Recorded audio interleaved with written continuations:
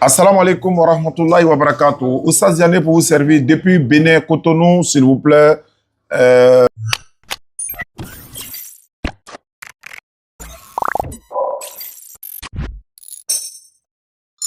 Voilà, silence dans le studio, ça tourne. Alhamdulillah Rabbil Alamin wa salatu wa salam ala Rasulillah.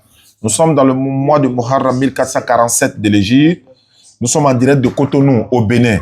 La DDR est à Cotonou, au Bénin, pour une tournée, Inch'Allah, dans le cadre de la Dawa. Nous sommes en direct et en exclusivité. Actuellement, nous avons le frère Gorebi qui est chrétien. Également, Jean-Luc, le défenseur de la vérité. Gorebi est chrétien. Sa doctrine à lui, c'est que le Fils de Marie, Jésus-Christ, est Dieu et Seigneur, créateur de l'univers. Ça, c'est sa position à lui. Et il a démontré hier avec les preuves qu'il a données. Jean-Luc est chrétien également. Il est pasteur de l'église Assemblée de Dieu. Il a fait même l'école pastorale à Katadji. Il aura l'occasion de se présenter tout à l'heure. Lui, il est pasteur chrétien évangélique également. Il dit non, il a pris du temps pour faire des recherches. Il a compris que non. L'enfant que Marie a accouché ne peut pas créer même une mouche. C'est sa position à lui. Mais aujourd'hui, ce n'est pas le cas. Ce n'est pas de ça qu'il va s'agir aujourd'hui. Aujourd'hui, nous allons parler de quoi? Jésus est-il mort et ressuscité? Selon quel livre? Selon la Bible. Le Coran est clair, ils ne l'ont ni tué ni crucifié. Ce n'était qu'un faux semblant. Allah l'a élevé vers lui. Beaucoup de personnes nous demandent comme ça, comment vous pouvez faire? Comment vous pouvez vous arranger pour démontrer selon la Bible que Jésus n'est pas mort et ressuscité? Il dit, mais c'est très facile. C'est facile et à la fois difficile. Mais en même temps, ceux qui disent qu'il est Dieu viennent encore dire qu'il est mort et ressuscité, mais ça, c'est pas le sujet aujourd'hui. Donc, on va donner 10 minutes de temps de parole à chacun de ces deux parties. Ils sont tous chrétiens. Nous sommes à la recherche de la vérité. Bienvenue à cette émission Découverte de la vérité. Jean-Luc, le pasteur Jean-Luc, tu as 10 minutes, top chrono. La communauté musulmane, non musulmane, chrétienne, païen, athée, même les kémites, tout le monde t'écoute. C'est parti. 10 minutes top chrono. Shalom, shalom. Je suis le pasteur Jean-Luc de l'église Assemblée de Dieu de la commune de Cocody, plus précisément du quartier de Hongrie. Je suis dans le ministère depuis un bon moment, on va dire une dizaine d'années. J'ai même fait l'école pastorale de Takadi et je fais partie de la JADSI. La JADSI, c'est la Jeunesse Assemblée de Dieu de Côte d'Ivoire. Alors, il faut dire que c'est moi qui ai demandé à ce qu'on échange sur ce thème, à savoir, est-ce que Jésus-Christ est mort ou pas? Alors, déjà, ce qu'il faut savoir, il y a deux types de morts. Peut-être que mon frère Gorebi ne le sait pas. Tu peux te renseigner auprès des amis médecins, auprès des amis qui font la science. Ils vont te dire qu'il y a deux types de morts. Il y a la mort cérébrale. Ça, c'est la vraie mort. Cette mort-là, quand tu la touches, quand elle te touche, ton corps se décompose. C'est cette mort-là que nous tous on connaît, la mort cérébrale ou encore la mort biologique. Et l'autre type de mort, c'est la mort clinique. C'est ce qu'on appelle le coma, tomber en syncope. Voilà. Ça, c'est le deuxième type de mort. Faut te renseigner auprès de tes amis médecins, ils vont te le confirmer. Tu vois. Et à l'époque, je vais dire au temps de nos parents, au temps de Jésus et autres, eux, ils n'arrivaient pas à faire la différence entre le coma et la mort cérébrale qui est la vraie mort. À l'époque, lorsque quelqu'un était dans le coma, on disait que la personne est morte. À l'époque de nos parents, au temps de Jésus, là, les gens qui étaient dans le coma, là, on les qualifiait de morts. Voilà, lorsqu'une personne était en syncope, on la qualifiait de morte. Mais c'est avec l'évolution de la science qu'on a différencié les deux types de morts. Ceux qui sont dans le coma, ceux qui sont en syncope, eux, on dit qu'ils font une mort clinique. Maintenant, ceux qui connaissent la vraie mort, là, où le corps se décompose, là, on parle de mort cérébrale. Voilà, ou encore la mort tout court. Tu vois?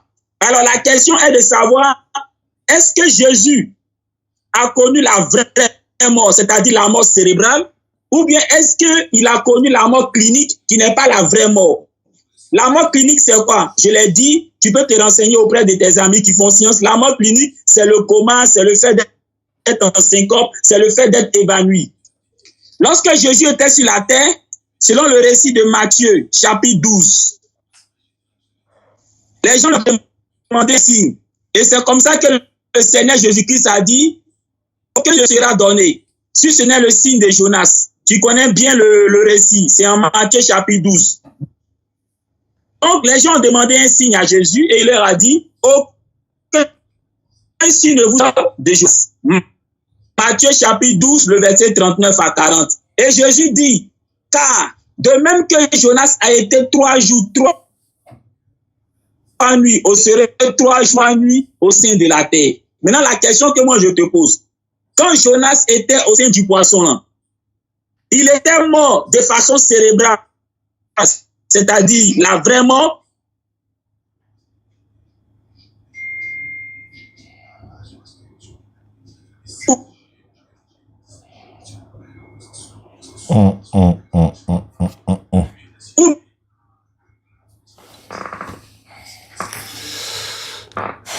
Bien, il était dans une mort clinique, c'est-à-dire le coma, c'est-à-dire il était en syncope, c'est-à-dire il était évanoui. Si tu ne, c'est-à-dire quoi? Où est l'autre boîtier là? Il était en syncope, non, il était dans le coma. En syncope, était évanoui, était dans une mort clinique au sein. Si ça, lui, mais ok. Il doit voir ça. À l'émotion cérébrale, la vraie partie de Jonas, non. Parce que Jonas n'a pas vraiment, mais il a connu une mort. Le verset 39 à 40, qu'il va accomplir la prophétie de Jonas. Pour qu'il l'accomplisse, il ne faudrait pas que Jésus-Christ meure.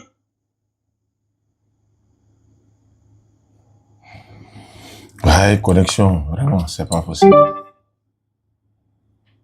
C'est... Il y a mis pause, hein, je vous entends pas. Ne quitte pas, Jean-Luc, il y a mis pause. Tu vas attendre, je t'entends pas. Il a dû recevoir un appel. Je raccroche et puis je rappelle. Oh là là là là là là, c'est compliqué. C'est compliqué, nous avons un souci de connexion. On va réessayer. On va réessayer, Inch'Allah. On va réessayer pour voir ce que ça donne. Voilà, et c'est pas facile, mais bon. On va réessayer, Inch'Allah. C'est revenu. Oui, c'est revenu. Ok. Merci à ceux qui nous suivent à travers le monde. Restez scotchés. La vraie mort. Parce que Hébreu chapitre 5, verset 7 dit que quand il a supplié Dieu de le sauver de la vraie mort, c'est-à-dire la mort cérébrale, Dieu l'a exaucé. Ensuite, Dieu l'a exaucé. Ça veut dire que Dieu ne l'a pas laissé mourir de façon cérébrale, qui est la vraie mort. Tu comprends? Or, Jésus-Christ avait dit en Matthieu chapitre 12, le verset 39 à 40, qu'il n'allait pas connaître la vraie mort, c'est-à-dire la mort cérébrale, mais plutôt il allait connaître la mort clinique, parce qu'il a dit qu'il serait comme Jonas a connu la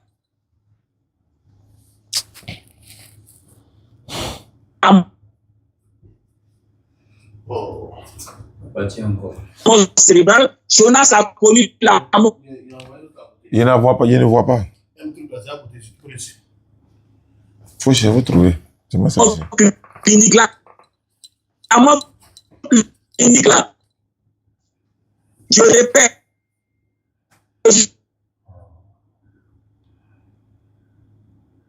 Cérébral, organe vital, n'est pas mort de façon cérébrale, mais qui serait comme Jonas 3 jours, 3 nuits au sein de la terre. Autrement dit, il serait en syncope, il serait en coma, il serait quoi? Il serait évanoui, il serait dans une mort clinique. Et Hébreu chapitre 5, le verset 7, dit que la nuit où ils sont venus l'attraper pour le faire tuer, il a supplié Dieu de le sauver de la mort. Et qu'est-ce que Dieu a fait? Dieu l'a sauvé de la mort. Quelle mort? La mort cérébrale, bien entendu. Donc, ça veut dire quoi? Ça veut dire que Dieu n'a pas permis que son serviteur meure de façon cérébrale, qui est la vraie mort. Tu vois? Donc, si Jésus-Christ n'est pas mort, si Dieu l'a sauvé de la mort, est-ce que nous, on peut dire qu'il est mort? Parce que Hébreu chapitre 5, le verset 16 dit que quand il a prié de le sauver de la mort, Dieu l'a écouté.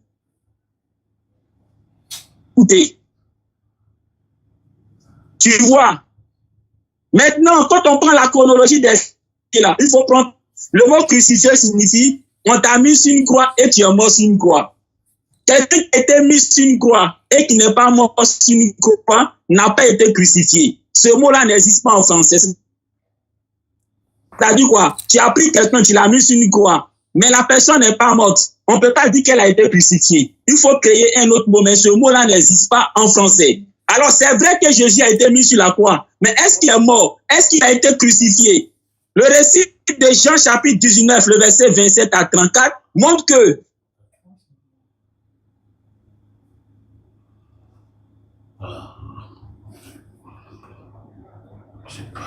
je ne vois pas la connexion là. C'est où? On ne le retrouve pas en fait. Hein? Quand bien même il a été mis quoi, mais il n'est pas mort sur quoi. Tu vois, bien aimé, lorsque quelqu'un cérébral, quand tu égorges la mort, ou bien l'animal mort, tu le pèses ou bien tu le gorges. L'animal mort, le bras humain, c'est pareil. Tu le pèses, tu le gorges, il ne va pas saigner. Mais le récit de Jean chapitre 19, le verset 27 à 34 dit quoi? Lorsque les soldats se sont appelés des deux brigands qu'ils avaient, ils ont remarqué que Jésus était comme mort. Et qu'est-ce qu'ils ont fait? Ils ont pris une lance et ils ont percé Jésus sur le côté. Qu'est-ce qui s'est passé? Jésus a saigné. Il a coulé du sang et il a coulé de l'eau. Si tu ne sais pas, ce qu'on appelle l'eau ici, là, c'est pas l'eau H2O, là. Hein? Tu peux te renseigner auprès de ceux qui ont fait l'exégèse biblique ou encore auprès des médecins. C'est ce qu'on appelle le sérum. Quand souvent tu te blesses là. C'est bon.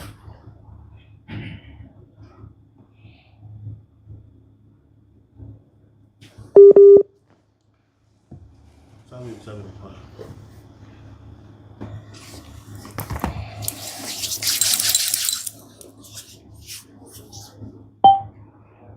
Aucune connexion.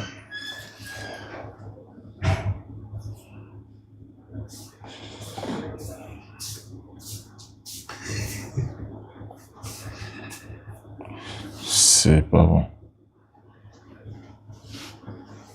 Tu as connecté maintenant. Ouais, c'est la meilleure prendre de conseil ici. Oui, effectivement.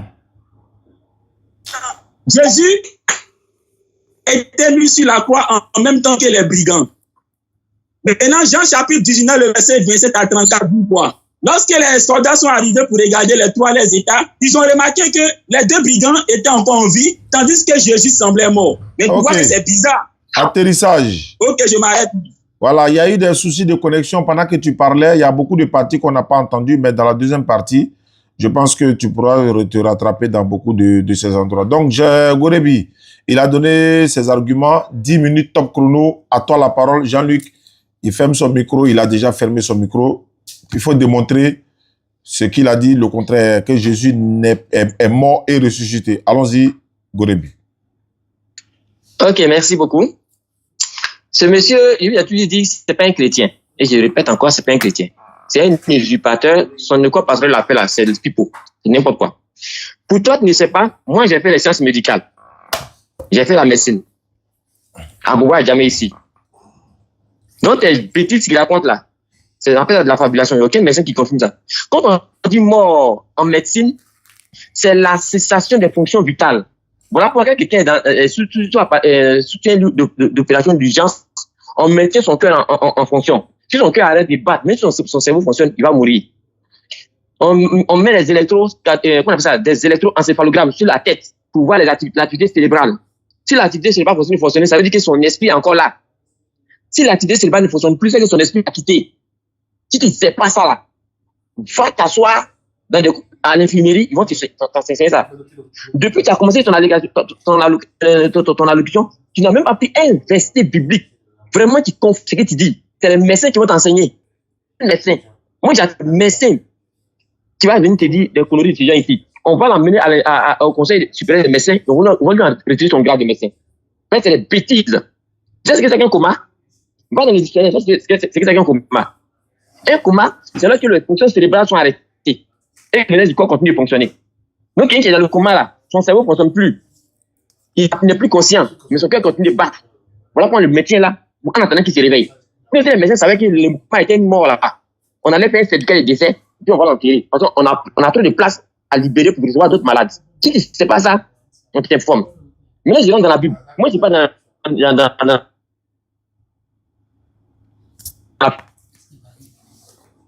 philosophie, hein. C'est pas un médecin qui va me donner un coup biblique. C'est pas ça. Moi, je vais te donner des preuves. Mais tu es Dieu qui a créé la mort là. Qui est bien là? Tu es nul encore, je répète. Qu'est-ce que la mort? Je prends d'abord. Si, le premier verset que je vais te donner. Comme entre toi et tes médecins, c'est entre Jésus et tes médecins, c'est lui qui va te définir c'est quoi la mort. Matthieu 12, verset 36 et 39 à 40. Il leur répondit. Une génération méchante et adultère demande un miracle. Écoute très bien. Il ne leur sera donné d'autres miracles que celui du prophète Jonas.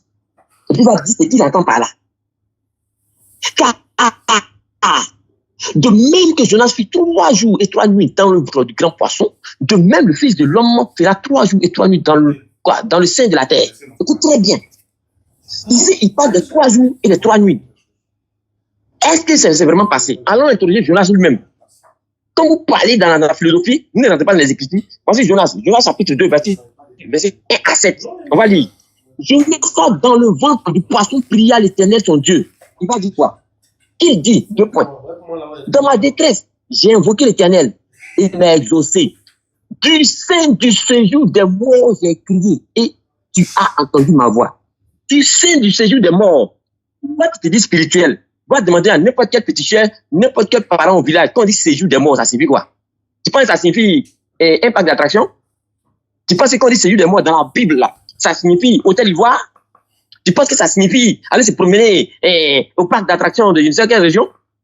Quand on dit séjour des morts, c'est bien les morts qui y sont. Voilà qu'on dit le séjour des morts. Il n'y a pas de vivants là-bas, c'est les morts. Ok?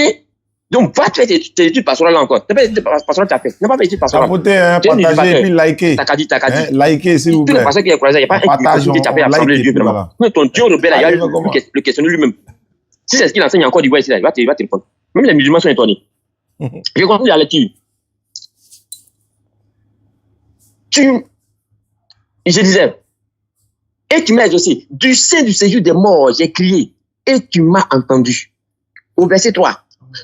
Tu m'as jeté dans l'abîme, dans le cœur de la mer. Et cela, je connais qu'il est tombé, il est parti au fond de la mer. Et les courants d'eau m'ont environné. Toutes les vagues et tous les flots m'ont passé dessus. Je connais qu'il était dans l'agonie, dans l'eau d'abord. Je disais, je suis chassé loin de ton regard, mais je verrai encore ton Saint-Temple. Dans la tête de Jonas, il se dit qu'il va mourir, il va retrouver Dieu au ciel là-bas. Il va voir le Saint-Temple de Dieu là-bas. Au verset 6, les eaux m'ont couvert jusqu'à m'ôter la vie. Mon ami, si tu comprends français, ôter la vie à te dire, ça signifie quoi? Mais je crois que même, je ne sais pas si c'est pas à l'école un peu même. N'importe qui s'élève aujourd'hui, il y a un mec qui dit c'est Jésus baoulé. Donc, ça ne m'étonne pas. Grand de toi, sûrement, ça ne m'étonne pas. Il y a un minimum musulman qui est Jésus aujourd'hui, qui se dit il est Jésus. Et ils le connaissent. Donc, tout ça, ça ne m'étonne pas. Toi, tu dis que tu es vraiment parti à l'école, soit disant pasteur de Hongrie, qui est la honte. Regarde ici. On dit, les eaux m'ont couvert jusqu'à m'ôter la vie. Jonas me dit qu'il témoigne. Et l'abîme m'a enveloppé. Les roseaux ont entouré ma tête. Je suis descendu jusqu'aux racines des montagnes. Les barres de la terre m'enfermaient pour toujours. Pour toujours. Il est tombé qu'il est parti, il était à la boule à enfermer. Pour lui, il ne pensait même pas revenir un jour. Mais tu m'as fait remonter. Vivant. Tu m'as fait remonter vivant de la fosse. Éternel, mon Dieu. C'est un prophète, hein. C'est pas un menteur comme toi, hein. C'est un prophète. Lui, les prophètes, son nom est dans la Bible. Toi, ton nom n'est pas dans la Bible. Donc, tu n'es pas plus éloquent que Jonas. Tu ne peux pas jamais regarder Jésus dans les yeux et puis tu as dit à Jésus que non, c'est qui t'a dit là, c'est pas vrai, Seigneur, Jonas n'est pas mort. Si Jonas était là, il pense qu'il a gâté le panel de ta vie, il a plus 3 fois. On continue. Je prends encore un autre récit, selon Jésus lui-même. L'histoire de Lazare. Avec ça me dit non, un mois ne pas parler, non, un mois pas prier, comme Lazare et Jonas a prié dans le ventre du poisson, ça veut dire qu'il n'était pas mort. On va écouter Jésus lui-même. Sur la fête de Lazare, Luc 16, verset 22 à 31. J'espère que tu prends carnet, tu notes minutieusement ce qu'il donne. Moi, je ne suis pas dans la philosophie. Hein. Tu as vu, il y a appelé médecin ici. Ok. Le pauvre mourut. On parle de Lazare. Il fut porté par les anges dans le sein d'Abraham. J'espère pour toi que tu sais ce qu'on appelle le sein d'Abraham. Le riche mourut. aussi, il fut enseveli. J'espère que tu sais ce que signifie ensevelir. Ça veut dire enterrer, mettre en terre au cimetière. Si tu ne sais pas ça, va interroger ces gens de la morgue là. Comme tu parles de médecine, va interroger les gens de la morgue, ils vont t'expliquer ces versets là. Ok. Maintenant, dans le séjour des morts, tu vois, le risque ensevelise et il se joue dans le séjour des morts. Dans le séjour des morts, il leva les yeux. Ah, donc dans le séjour des morts là, dans l'au-delà, on peut continuer de bouger, on peut continuer de faire les choses. Comme toi, tu n'as aucune spiritualité, c'est pas que quand on dit l'au-delà là, c'est là-bas vivent les esprits. Si tu savais, tes ancêtres africains même là, ils savent que quand on dit l'au-delà, c'est le monde des esprits. Donc on peut manger, on peut boire, on peut voir, on peut parler là-bas. Comme toi, ton jeunesse l'a parlé, tu sais même pas d'où il a parlé. Il dit le séjour de mort, c'est le même séjour de mort. Lazare et puis le situation ici, le même séjour de mort là. Voilà. Il prouve que non, il confirme que effectivement, on peut être dans le séjour de mort et puis prier Dieu, on peut parler encore. Regardez, écoute la suite. Dans le séjour de mort, il leva les yeux et tandis qu'il était en proie au tourment, il vit de loin Abraham et Lazare dans son sein. J'essaie que tu comprends français. Même Abraham est mort, on l'a mis dans le sein d'Abraham. Si chez vous, c'est impossible là. Chez nous, c'est possible. Tu comprends? Va encore faire tes études. Je dis, tu es nul. Tu n'es pas pasteur. Hein? Tu n'es pas pasteur. C'est eux qui veulent blaguer pour dire que tu es pasteur. Non, moi, tu n'es pas pasteur. Tu n'as jamais été chrétien. Je continue encore. Donc, les deux sont dans le séjour de mort. Puis on va voir ce qu'ils vont faire.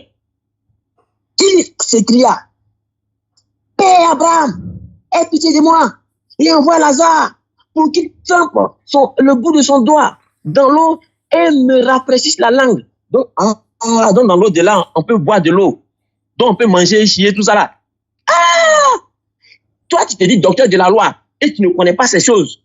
Tu es pire que Nicodème, mon ami. Tu es pire que Nicodème. Si Dieu était là, il était en face aussi. Tu as la honte du christianisme. Si tu le dis, si tu es vraiment que tu es chrétien. Regarde ici encore, on continue.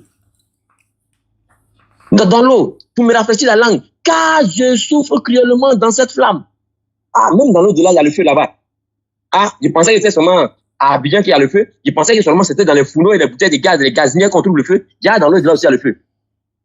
Ah, toi, tu ne savais pas ça, hein? Il te reste une minute. Il te reste une minute. Voilà. Abraham dit,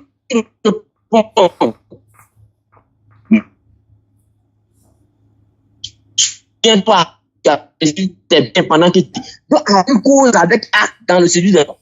Toi, tu ne peux pas dire que Jonas a parlé d'un, il n'est pas mort. Tu es nul. Je fais encore. Matthieu 16, 20 à 23. Alors, le commandant aux disciples, après qu'il ait parlé à Pierre, Jésus commença à faire connaître à ses disciples qu'il fallait qu'il allât à Jérusalem, qu'il souffrit beaucoup de la part des anciens, les principaux sacrificateurs et des scribes, qu'il fut mis à mort et qu'il ressuscita le troisième jour. Jésus était menteur. Tu vas me dire aujourd'hui sur ce panel-là, si pour toi, en tant que pasteur, si Jésus était menteur, qu'il fut mis à mort et qu'il ressuscita le troisième jour. Toi, tu n'as même pas de mort clinique. Donc, Jésus dit, c'est pas ce qu'on appelle coma, c'est pas ce qu'on appelle mort clinique. Toi, tu es plus intelligent que lui, quoi. Parce qu'il n'était pas encore invoqué le nom des scientifiques, une des médecins qui atteste que Jésus est vraiment mort. Toi, tu connais les Romains, tu connais le système de torture, c'est les premiers au monde en matière de technique de meurtre. Le temps arrivé. Les premiers au monde. Merci. Les 10 minutes sont J'attends la suite. Voilà. Ok, d'accord. Jean-Luc, il a donné ses arguments. On va pas trop polémiquer, mais en attendant de te donner la parole pour que tu vas répliquer encore une fois. Je rappelle à tous ceux qui nous suivent à travers le monde, vous êtes en direct et en exclusivité sur les pages de la DDA ici présent, Inch'Allah. Qu'Allah facilite, nous sommes à Bénin, au Bénin, j'allais dire au Bénin, à Cotonou. Voilà, nous sommes au Bénin, à Cotonou. Et qu'Allah facilite. Ceux qui veulent vraiment participer par rapport à le lancement qu'on a fait, Inch'Allah, on a besoin de 15 personnes pour réaliser un puits château. Il y a plusieurs personnes qui nous ont contactés, qui ont participé déjà. Je salue déjà tous ceux qui ont participé. Et Inch'Allah, dans les jours à venir, lorsque les 15 personnes seront atteintes, on va réaliser le puits château à la mémoire de leurs défunts parents. Celle même qui a participé aujourd'hui, elle a envoyé le nom de ses deux parents, le monsieur, il y a un autre frère qui a participé également. Il envoie le nom de son père et de sa mère également. Donc, c'est une personne, disons, on va dire 15 personnes pour réaliser un puits château. Comment participer? Vous pouvez nous contacter sur les numéros. Mon numéro, c'est le plus 225 05 94 87 58 58. C'est un numéro WhatsApp. Vous nous envoyez un message par WhatsApp. Vous dites que vous voulez participer dans les 15 personnes pour réaliser le puits château. dans un village pour donner de l'eau à boire aux populations. Je vous envoie non seulement les images et puis également comment ça se passe, Inch'Allah. On va revenir sur cette information. Donc, plus 225 05 94 87 58 58. Vous qui nous suivez sur TikTok et YouTube et les autres chaînes également, n'oubliez pas, ceux qui sont intéressés, nous contacter, Inch'Allah. Jean-Luc, tu as 10 minutes pour réfuter. Bonsoir, c'est parti. Shalom. C'est le pasteur Jean-Luc de l'église Assemblée de Dieu. Il a dit comme ça qu'il s'est renseigné auprès des pasteurs Assemblée de Dieu. Je crois que mon frère, quand tu n'as aucun argument, faut pas mentir. Voilà, parce que tu n'es pas capable de donner le nom d'un pasteur Assemblée de Dieu, son numéro, hein, pour que je l'appelle pour vérifier l'information. Arrête de mentir.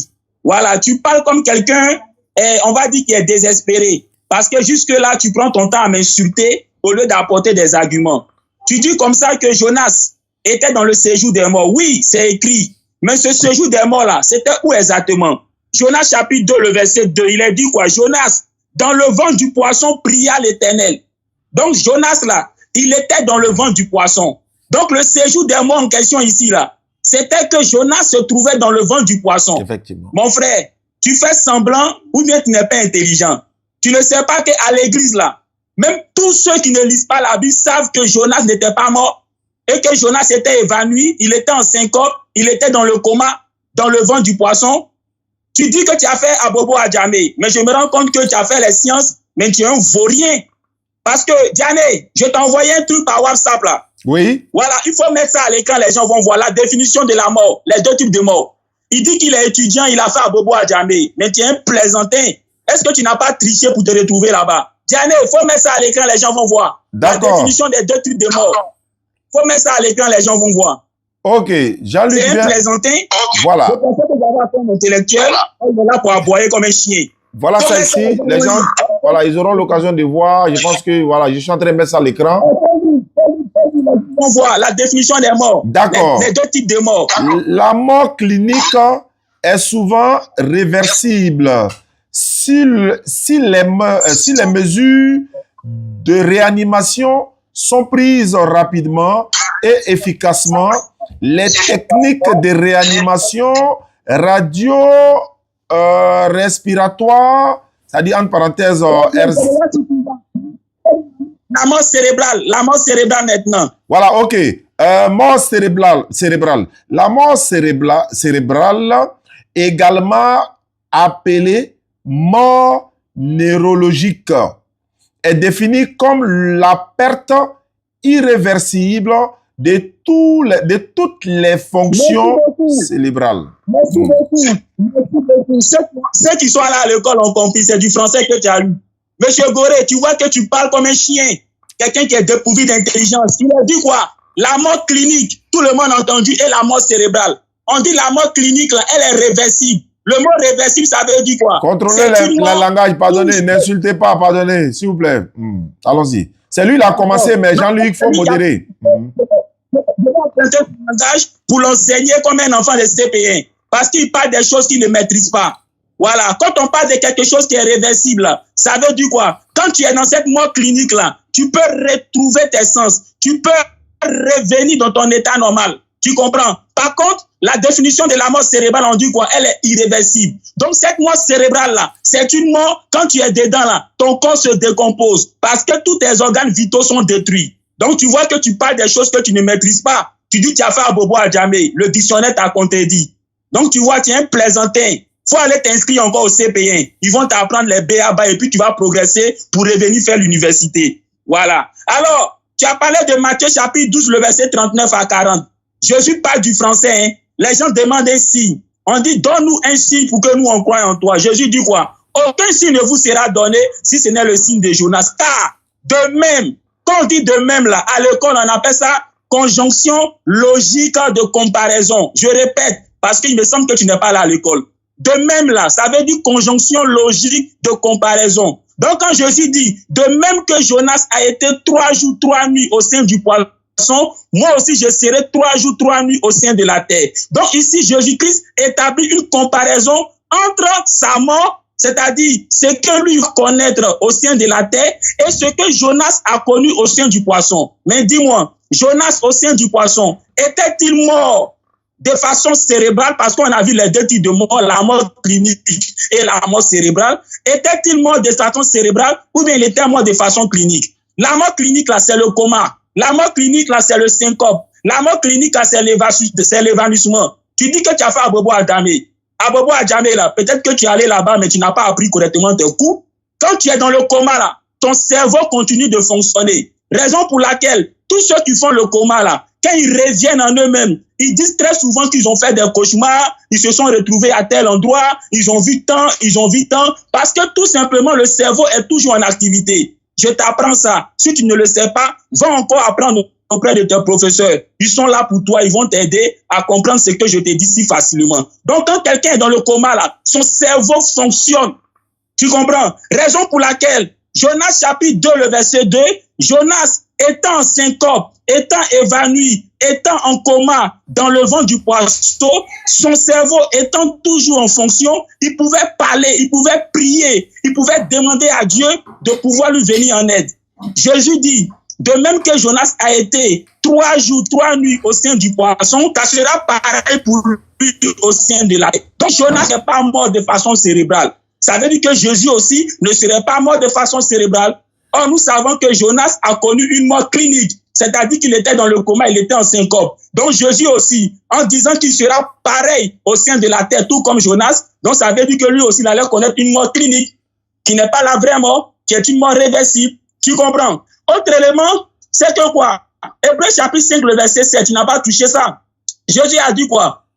Hébreux chapitre 5, le verset 7 dit que Jésus, dans le jardin de Gethsemane, quand les gens venaient pour l'arrêter, il a supplié Dieu de le sauver de la mort. Et Dieu l'a exaucé. Mais quand on dit Dieu l'a exaucé, ça veut dire quoi? Ça veut dire que Dieu n'a pas permis qu'il meure. Alors si Dieu n'a pas permis qu'il meure, donc c'est qu'il n'est pas mort.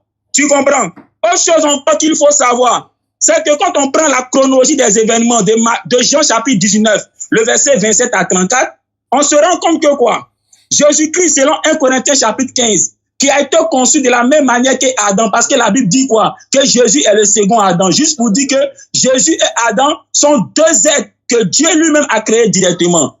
Jésus-Christ qui a conçu de la même manière qu'Adam, quand on prend 1 Corinthiens chapitre 15, Genèse chapitre 19, le verset 27 à 34, on se rend compte que Jésus qui a été mis sur la croix avec les deux bandits, semble mort, alors que les deux bandits sont encore en vie. Mais attends, quand les deux soldats arrivent, eux-mêmes ils tiquent. Ils se rendent compte que les deux brigands là sont encore en vie et Jésus-Christ lui semble mort. Pourquoi ils ont tiqué? Ils ont tiqué parce que quand bien même que Jésus-Christ semblait mort, ils ont pris une lance et puis ils l'ont percé. Mon frère, c'est ce qu'on appelle une analyse textuelle. Tu dis tu es allé à l'école là. L'analyse textuelle là, c'est être en capacité de lire entre les lignes. Des soldats viennent, ils voient que deux brandis qui sont cloués au même instant que Jésus sont encore en vie, tandis que Jésus, lui, ils sont morts. Qu'est-ce qu'ils font? Mais c'est normal, il y a quelque chose qui tique là. Comment se fait-il que lui, là, il sont morts alors qu'il a été cloué au même instant que les deux autres? Donc, il prend une lance et puis le pèse pour voir s'il est vraiment mort. Et quelque chose se passe, il saigne.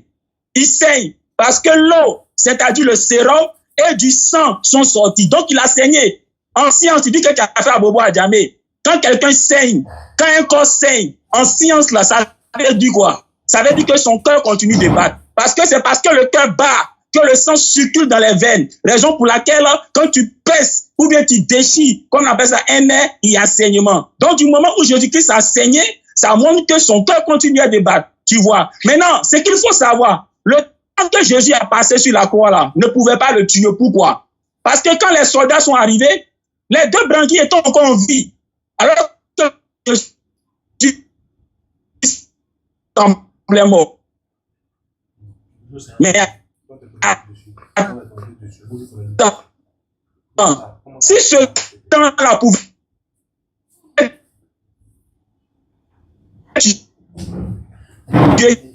que Jésus, il devait paraître mort. Mais le récit dit que il te reste 1 minute. Briser les jambes des deux brigands pour qui? Je m'arrête là. Non, il te reste 50 secondes. Non, c'est bon, je m'arrête là. Okay. Parce que je sens que le réseau est attaqué là. Parce que mon portable même commence à bugger. Je reçois des messages des personnes qui pratiquent le vaudou, qui disent qu'ils vont attaquer le réseau, tout et tout. Je ne comprends pas. Donc, j'attends. Faut pas accuser les pauvres personnes. Ah, Gorebi, attends là. C'est lui qui l'a donné ce qu'il a vu. On lit ça à lui. Alors, il dit, lui a envoyé les messages. Toi, tu discutes pourquoi? Lui dit Jésus n'est pas mort. Donc, en quoi est-ce que les vaudous vont gêner? Voilà, donc si les vaudous vont rien faire, il n'y a pas de problème. Nous, on est dans le pays des vaudous ici. Donc, il n'y a pas de problème. On est ensemble ici. Chacun fait pour lui. Maintenant, tu as 10 minutes pour réfuter tout ce qu'il a dit, les arguments qu'il a donnés sur la mort et la résurrection de Jésus. Est-il mort ou pas? Voilà, donc, allons-y. Voilà. Donc, voici un gars qui se fait appeler pasteur. C'est dit chrétien, pasteur de l'Assemblée de Dieu en Côte d'Ivoire ici, soit disant en Hongrie. Et il dit que Jésus n'a pas été crucifié, il n'est pas mort. C'est lui qui contredit le Christ lui-même. Il contredit les apôtres témoins. Et il veut démontrer ça ici avec des arguments fallacieux. Comme quoi, mort clinique. Va refaire ses études, je te répète encore. Moi, j'ai fait l'étude médicale, je te dis encore. Et d'ailleurs, quand je disais, il ne t'a pas dit que je connais pasteur de l'Assemblée de Dieu. Hein. J'ai dit, j'ai des pasteurs ici qui eux-mêmes ont fait l'Assemblée de Dieu. Ils disent, toi, son nom, ils ne te connaissent pas. Sinon, moi, toi, si tu es vraiment un pasteur de l'Assemblée de Dieu, là, ton chef, Dion Robert, moi, je vais lui poser la question. Où est-ce qu'il a trouvé que donc Jésus n'a ni été crucifié ni tué? Tu es un musulman, il ne faut pas te faire passer pour un chrétien. Tu es un menteur. Donc, je te dis, en matière de science encore, quand on dit un coma, c'est l'arrêt des fonctions électriques du cerveau. Pendant que le cœur fonctionne et les autres organes fonctionnent. Voilà pourquoi on n'a jamais créé un certificat de décès pour quelqu'un qui est en coma. Quelqu'un dont les médecins savent qu'il est en coma, là, on n'écrit pas un certificat de décès, on n'envoie pas la mort. Parce que quand on envoie la mort, on doit mettre formol. On ne met pas le formol dans le corps d'une personne qui n'est pas, comment on appelle ça, qui n'est pas décédée et dont le décès n'a pas été constaté. Quelqu'un qui est dans le coma, c'est pas une mort. Voilà pourquoi on te mettait, quand tu le dis. Quand tu es mort là, on peut rien faire pour toi. On te met à la morgue. Il est nul, ce gars. Je vais le reprendre encore dans les Écritures. Moi, je ne suis pas dans la philosophie. Je ne suis pas dans la philosophie. Voici encore. Tu as menti sur le verset concernant. J'étais pris sur le verset concernant Jonas lui-même. Tu as dit c'est dans le ventre du poisson. Moi, je dis, tu dis que tu es homme spirituel. Tu parles de la Bible. Le sujet concerne la Bible, la spiritualité. Tu ne peux pas venir me dire que tu es un homme spirituel et tu vas définir la mort selon des médecins. Vraiment, tu es nul. Contredis Dieu dans sa propre parole. Qui a créé la mort? Qui connaît bien la mort? Entre toi et Jésus. Jonas te dit que lui, du sein du séjour des morts, il a pris le ténèbre. Lui, il n'a pas les bandes de baleines. Il dit qu'il était dans le séjour des morts. Toi, tu as décidé que c'est baleine. Non, mais tu es nul. Je te prends encore. Il t'a envoyé quand on dit séjour des morts, là, il t'a envoyé dans le cas de Luc, où on parlait du pauvre Lazare et du riche. De là-bas, il était en train de parler. Était-il dans le coma? Lazare était dans le coma? Abraham était dans le coma? Allume ton cerveau, mon frère. Allume ton cerveau. Même les musulmans t'écoutent, ils sont étonnés. Que c'est lui de moi, c'est le coma, c'est pas moi qui ne. Abraham qui était dans le séjour de mort, il était dans le coma. Moïse était dans le coma. Le riche était en enfer, il était dans le coma. Mais comment tu peux être nul à ce point? Toi, si tu te dis, tu entends quel genre d'épidémie au juste? Tu vas comparer maintenant les brigands qui étaient à la croix avec Jésus là. Tu vas les comparer à Jésus. Est-ce que les brigands ont leur donné du vinaigre à boire? Si tu es vraiment honnête, si tu dis vraiment que tu as lu une fois la Bible dans ta vie là, Jésus lui a donné du vinaigre à boire. On l'a fouetté. Il a transporté la croix depuis où on l'a capturé. On l'a envoyé devant Pilate. On l'a envoyé devant Caïphe. On l'a envoyé devant. Est-ce que quand tes brigands ont fait ce chemin là? De la main, ils l'ont donné. Combien de coups? 40 coups moins 1. Est-ce qu'ils ont reçu ces coups là? Lui, on l'a cloué. Et en plus de ça, on lui a donné du vinaigre. On lui a donné du goudron. Si tu ne sais pas là, c'est pas seulement du vinaigre qu'on lui a donné. Dans la on dit, il lui a donné du fiole et du goudron. Quelqu'un qui boit du goudron pendant qu'il est blessé, qu'est-ce que ça fait? 40 coups moins 1, ça fait 39. Va demander à tes médecins là. Je ne sais pas où ils ont fait les études de médecine. Va les demander, ils vont t'enseigner. Tu es nul encore. Et tu ne fais pas. Je te dis, tu peux pas justifier ça ici. C'est pas possible. Tu ne peux pas les comparer. Maintenant, je te dis, les soldats romains, eux là, c'était des spécialistes en matière de meurtre. Eux là, toutes les techniques pour tuer un homme, ils connaissent ça d'abord. Et si le soldat va, il le tue à sa mission, lui-même il est mis à mort. Quelqu'un vous a envoyé pour venir tuer Jésus. Et pour rompre les jambes au crucifié. Il arrive, il voit que les deux premiers sont morts. Il arrive, il voit Jésus que Jésus est déjà mort. Il voit que Jésus est déjà mort. Mais pour faire bonne figure, il le pèse quand même sur le côté. Ça, t'as dit non, c'est une façon de voir. C'est qui m'étonne même là. C'est lui là C'est qui dans disait Jean Jésus 19. est Dieu hier. Aujourd'hui, tu dis les mots. Jean 19, à partir du verset, à partir du verset 34. Jean 19, verset 34. Jean chapitre 19, verset 34. Je vais lire. On dit, je remonte un peu au verset 33, au verset 32. Les soldats virent donc, et ils rompirent les jambes au premier, puis à l'autre qui avait été crucifié avec lui. S'étant approché de Jésus et le voyant déjà mort, toi, tu as menti ici en disant que non, il est venu, il a vu Jésus sembler mort. Toi, tu as vu, montre-moi le mot sembler ici. Pourquoi tu peux mentir à ce point? Tu as vu mentir ici? Tu as vu sembler ici? On dit le voyant déjà mort, toi tu dis sembler mort. Ton coma là, tu as vu ça où ici? On dit il est déjà mort. Le voyant déjà mort, il ne lui rompit pas les jambes. Mais il fit quoi? Un des soldats lui perça le côté. Il sortit du sang et de l'eau. Bon, sérum. Sérum, quand on donne la définition de sérum, est-ce que le sérum a une couleur rouge? Hein? Mais sans avoir sorti dans un homme qui est mort comment? De plasma. C'est ça, il a posé la question. Et quoi encore? De plaquettes et de sérum. Mais qu'est-ce qui donne la couleur rouge au sang? C'est les hémoglobines? C'est ce qu'on appelle comment on appelle ça? Les globules rouges? Tu sais pas ça? Tu te dis, pasteur, tu es nul et tu veux défier quelqu'un. Moi, je ne suis pas dans la philosophie. Si tu me donnes le domaine scientifique, je te bats de A à Z. Mais je vais laisser dans la Bible parce qu'on est en train de parler d'un sujet spirituel ici. On n'est pas dans la philosophie. On dit, tu vas dire, lui, ça le côté. Est-ce qu'ils l'ont entendu Jésus crier? Ils l'ont percé le côté. C'est que quand le couvert il criait, quand le perça, maintenant, sont intelligents. C'est là on voit si tu vois quelque chose. Maintenant, je te ramène dans les Écritures. Oui, Jésus a dit à Pierre. Oui, il a dit à Pierre. Quand il sera mis à mort. Il sera mis à mort. Regarde ici. Je donne d'abord Matthieu. Non, je remonte à la partie où il était à Pierre là. Voilà. Matthieu 16, verset 20 à 33. On dit, alors il recommanda aux disciples de ne dire à personne qu'il était le Christ. Pourquoi? Dès lors, Jésus commença à faire connaître à ses disciples qu'il fallait qu'il allât à Jérusalem, qu'il souffrit beaucoup. Est-ce que tes brigands ont souffert ainsi? De la part des anciens, par des principaux sacrificateurs et des scribes, qu'il fut mis à mort et qu'il ressuscita le troisième jour. Tes brigands, ils sont ressuscités le troisième jour? Tes brigands t'as pris à côté, est-ce qu'ils sont ressuscités le troisième jour? Si tel est que le système de mort, la condition de mort était identique à celle de Jésus et que c'était simple, peut-être une comédie. Pourquoi un des brigands ne s'est pas relevé 3 jours après, ne s'est pas relevé 3 jours après pour dire, bon, moi, on m'a rien fait, moi, là, je suis réveillé. Cela, on voit si tu es intelligent. Tu n'es pas pasteur. Tu te prends deuxième KO là encore. Jusque-là, tu n'as pas encore démenti mes versets. Jusque-là, tu n'as pas encore contredit mes versets. Tu es là, mort cérébrale, mort clinique, coma. Montre-moi le mot coma dans le verset, dans un seul verset de la Bible ici. Montre-moi le mot coma. Moi, je vois. Qui disait de quoi tu parles? Prends même si tu veux les exégèses. Prends les interprétations des versets. Parce qu'on parle de mort et de résurrection de Jésus. Il faut me montrer un seul interprétateur de la Bible, un seul exégèse où on parle de coma. C'est là que tu vas prendre ton troisième KO encore. Tu es nul, je te dis encore. Tu es un musulman. Là-bas, dans les livres, on dit, vous serez tous en enfer. Ils ont les fouilles, ils savent les passer, ils savent, ils connaissent. Pourquoi ils ne veulent pas en border aussi?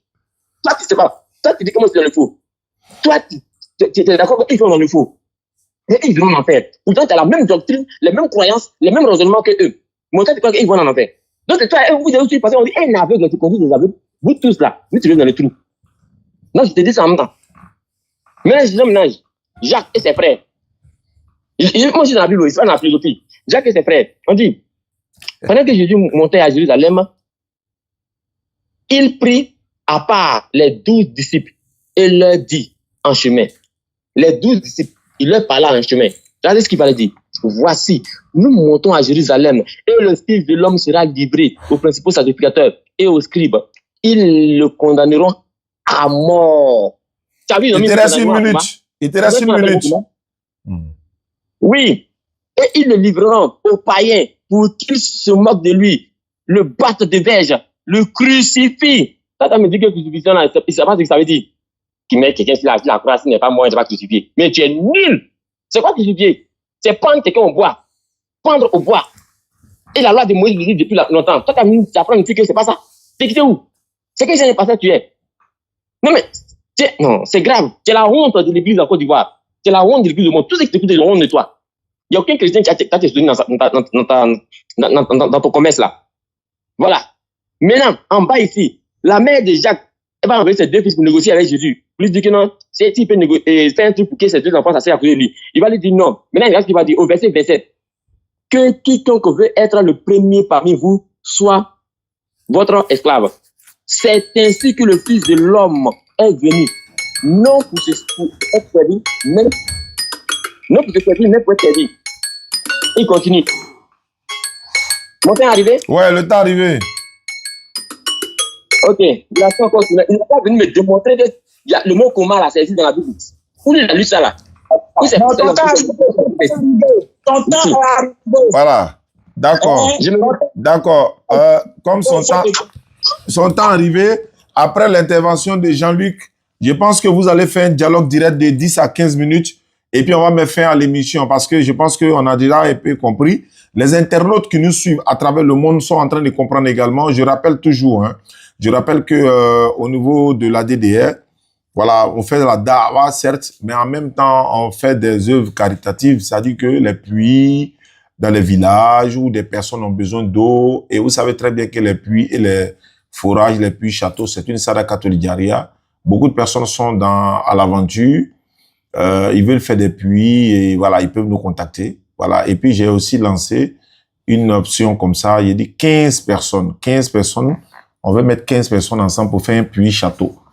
Voilà, les 15 personnes qui ont commencé déjà à participer, on n'a pas encore atteint les 15, pas encore 10, mais on est presque à 7 à 8 personnes comme ça. Donc, ceux qui veulent participer parmi les 15, vous pouvez nous contacter sur les numéros et puis vous dites, vous voulez participer, comment ça se passe. Je vous envoie les images des puits et puis les châteaux également, je vous envoie les images et les villages dans lesquels on va faire les puits châteaux sont déjà localisés. Ils attendent que ça, si vous êtes prêts. Il y a des personnes individuellement qui veulent faire personnellement eux-mêmes les puits à la mémoire de son père ou sa mère ou sa fille ou sa femme ou peut-être pour lui-même, voilà, avant son décès. Vous pouvez nous contacter toujours également. Il y a des personnes qui nous ont contacté également du côté de Bassam et d'Adjamé parce que j'ai parlé également pour dire que ceux qui ont des vêtements qui ne portent pas, vous pouvez faire une barrique. Voilà, vous mettez les vêtements soit pour les enfants, pour vous-même que vous ne portez pas, vous nous envoyez. Lorsqu'on ira dans la brousse, au fond des villages, pour aller réaliser les puits, on va trouver des gens sur la route, on va les offrir ça, fisabilillah. Ça fait partie également de toutes ces œuvres-là. Donc, d'autres personnes nous ont contactés. Quand on retournera à Abidjan du Togo, on va aller les contacter, on va les rencontrer pour prendre tout ce qu'ils ont collecté comme des vêtements qu'ils ne portent pas, des chaussures, un peu de tout. Donc, 2 personnes nous ont contacté, une sœur qui est à Djamé et un frère qui est du côté de Bassam. Sans oublier que ceux qui veulent nous contacter pour tout ça, les numéros sont là, 00225 05 94 87 58 58.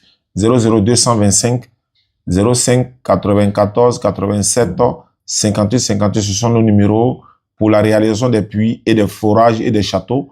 Les 15 personnes, on a besoin de 15 personnes pour réaliser un puits château. Si les 15 sont atteints, on va relancer encore une quinzaine de personnes encore, Inch'Allah ta'ala. Merci beaucoup. Et Jean-Luc, tu prends tes 10 dernières minutes et puis après vous allez échanger au moins 15 minutes et puis on va se séparer. Dans les 15 minutes de dialogue direct, ça c'est les questions. Vous allez vous poser des questions. S'il vous plaît, vous allez prendre la peine de vous écouter. Mais comme on n'a pas encore arrivé là, allons-y Jean-Luc. Shalom, shalom. Shalom, shalom. C'est le pasteur Jean-Luc de l'église Assemblée de Dieu de la commune de Cocody, plus précisément du quartier de Angré. Je reçois des messages de numéros inconnus qui m'insultent, qui disent qu'ils vont perturber le réseau. Mais j'espère par la grâce de Dieu que le réseau ne sera pas perturbé. Non, y a pas de gazon pour le ça. frère a dit comme ça que Dion Robert est le président des assemblées de Dieu. Mon frère, tu vois que tu as menti en live. Dion Robert, là, c'est œuvre mission. Voilà, c'est pas assemblée de Dieu. Voilà, tu as dit comme ça que Jésus-Christ a dit qu'il serait condamné à mort. Mais effectivement, ceux qui sont venus l'attraper là, leur objectif là, c'était de le tuer, de le condamner à mort. Mais la question est de savoir, est-ce que Dieu qui a envoyé Jésus là, a permis que ceux qui l'attrapaient pour le condamner à mort là, ont reçu à le tuer?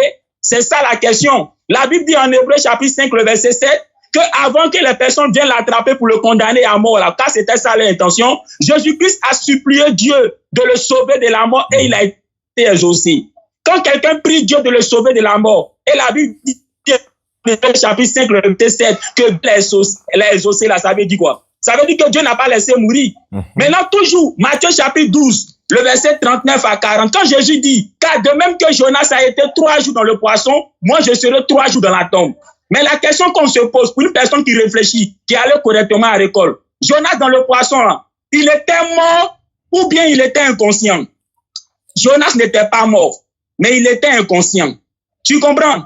Donc ça veut dire quoi? Jésus aussi ne serait pas mort. Car il dit en Matthieu chapitre 12, le verset 39 à 40, qu'il sera pareillement comme Jonas au sein de la terre. Alors si Jonas n'était pas mort, car tout le monde le sait, tous ceux qui vont à l'église là, savent que Jonas n'était pas mort dans le poisson. Donc ça veut dire que Jésus aussi, en disant qu'il sera pareillement au sein de la terre, donc il ne serait pas mort. Tu comprends? Maintenant le récit de Jean chapitre 19, le verset 27 à 30, que tu as pris là, tu dis que comme ils l'ont percé, s'il était vivant, il devait crier. Ça montre que tu ne connais rien. Quand une personne est dans le coma, est en syncope, est dans une mort clinique. Tout à l'heure, Diané a pris la définition. Ce n'est pas moi qui ai inventé ça. Il a lu la définition des 2 types de mort. Tu dis menteur, menteur, menteur. Ce que Diané a lu là, c'est moi qui ai inventé ça. C'est un dictionnaire. J'ai fait capture de l'écran, je l'ai envoyé. Il a lu, tous les internautes ont vu. On a parlé de 2 types de morts. C'est le dictionnaire qui le dit. Il existe 2 types de morts. La mort clinique et la mort biologique et la mort cérébrale. La mort clinique, elle est réversible, c'est le coma. La mort cérébrale, elle est irréversible, c'est la vraie mort.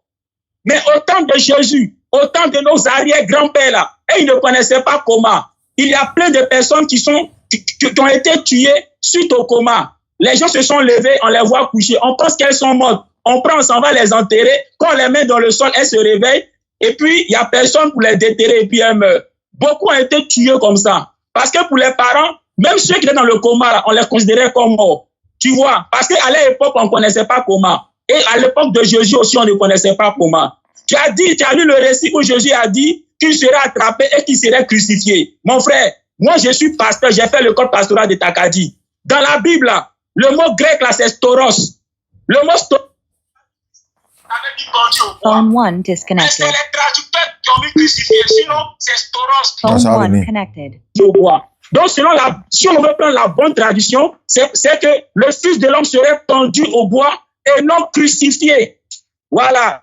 Pendant que nous sommes là, ceux qui sont en ligne, là, prenez les Bibles avec traduction grecque, là, vous allez voir. C'est stauros. Le mot stauros, ça veut dire pendu au bois et non crucifié. Donc, c'est pas erreur que certains Bibles mettent crucifié. Nous qui avons fait l'école pastorale, là, on le sait. Donc, tu vois que c'est important de faire l'école pastorale. Tu as dit quoi encore? Quand une personne meurt, on fait un certificat de décès. Mais vrai, ça, c'est pour la mort biologique, la mort cérébrale. C'est pour ça que je reviens à la définition. Diané, tout à l'heure, là, tu as lu la définition des 2 types de morts. Cette définition-là, ce n'est pas moi qui l'ai inventée. Tu dis que tu as été étudiant, mais tu es un faux étudiant ou bien tu es un plaisanté. Hein, à Bobo Adjamé, là, on ne t'a pas parlé de la mort clinique. On ne t'a jamais parlé de la mort clinique. Tout à l'heure, Diané a lu ça dans le dictionnaire. On dit mort clinique, mort réversible, mort cérébrale, mort irréversible. Et puis tu me traites de menteur. C'est qui le dictionnaire dit là? C'est moi qui ai inventé ou bien c'est ta grosse tête là qui a inventé? Donc tu vois, parce qu'on parle de mort clinique, c'est ça qu'on appelle le coma. C'est ça qu'on appelle être en syncope, c'est ça qu'on appelle évanoui. Tu comprends? Maintenant, vu qu'à l'époque de Jésus, mort clinique, mort cérébrale, on n'arrivait pas à faire la différence. Même quelqu'un qui est dans le coma, on disait qu'il était mort. Tu comprends? Même quelqu'un qui est dans le coma là, à l'époque de nos aïeux là, on disait qu'ils étaient morts. C'est comme ça que beaucoup étaient dans le coma, les enterrer, alors que les personnes étaient vivantes. Si tu ne sais pas, va demander à tes parents, ils vont te le dire. S'il y a des gens qui nous suivent en ligne, ils savent que ce qu'il dit là, c'est vrai. Tu comprends? C'est avec l'évolution de la science qu'on s'est rendu compte que ceux qui sont dans le coma là, c'est une mort clinique. Et ceux qui sont vraiment là, c'est une mort cérébrale. Tu comprends? Mais à l'époque de Jésus là, coma, pas coma, on appelait ça mort. C'est pour ça que quand Jésus dit, je serai mis à mort. Tu vois? Pour nous qui sommes éclairés là, hein, on sait que quoi? Jésus parle ici, hein, comment on appelle ça, de la mort clinique et non de la mort cérébrale. Tu vois, Jésus disait simplement qu'il allait connaître une mort clinique et non une mort cérébrale. Tu vois, parce que Jonas a connu une mort clinique. Quand je dis que Jonas était évanoui ou bien était en syncope, ou bien était, comment on appelle ça, était inconscient dans le poisson, là. Ça veut dire qu'il n'était pas mort. Mais s'il n'était pas mort, alors qu'il était dans le poisson, ça veut dire quoi? Ça veut dire que dans une mort clinique, prends la définition du mort clinique, tu vas voir dans le dictionnaire. Mort, exemple, coma, syncope. Je lis le dictionnaire, coma, syncope. Donc, quelqu'un qui est dans le coma, qui est dans le syncope, là, le dictionnaire dit, c'est une mort clinique. Tu comprends? Tu comprends? Mais à l'époque, là, ils ne connaissaient pas clinique cérébrale, ils ne connaissaient pas. Tu comprends? Voilà. Quoi encore? Tu as dit que le brigand n'a pas été frappé. Bon? Ah bon? Donc, tu vois que mon frère, il est bien de faire l'école pastorale.